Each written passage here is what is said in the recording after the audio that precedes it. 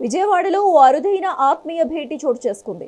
2 రోజుల క్రితం ఫోన్ ద్వారా అభినందనలు అందుకున్న కానిస్టేబుల్ జయశాంతి ఇవాళ హోంమంత్రి వంగలపూడి అనితను క్యాంప్ కార్యాలయంలో మర్యాదపూర్వకంగా కలిశారు. జయశాంతి తన కుటుంబ సభ్యులతో కలిసి రాగా వారితో కలిసి హోంమంత్రి అల్పాహారం చేశారు. వారి యోగక్షేమాలను అడిగి తెలుసుకోవటమే కాకుండా కానిస్టేబుల్ కుమారుడితో సరదాగా ముచ్చటించారు.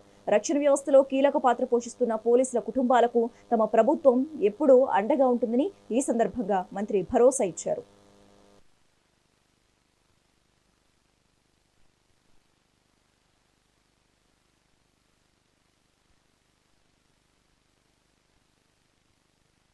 మా మేడం ఎక్కువ జనాలతో ఉన్నారు, కొంచెం వర్క్ బిజీగా ఉన్నారంటే ఇంకా సాంబార్ వచ్చింది సాంబార్ ఏమంటే చాలు మా వాడికి ఓన్లీ సాంబార్ అడుగుతుంటాడు మేడం. ఇడ్లీ సాంబార్ తినేసి వెళ్ళిపోతుంది. సాంబార్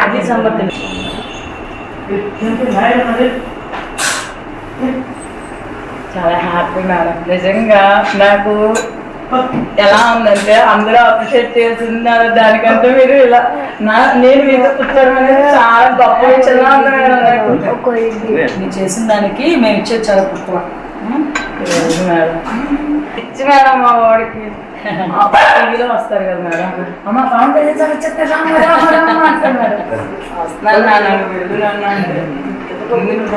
చూడు చూడు చూడు చూడు. మా మేడం ఎక్కువ జనాలతో ఉన్నారు, కొంచెం వర్క్ బిజీగా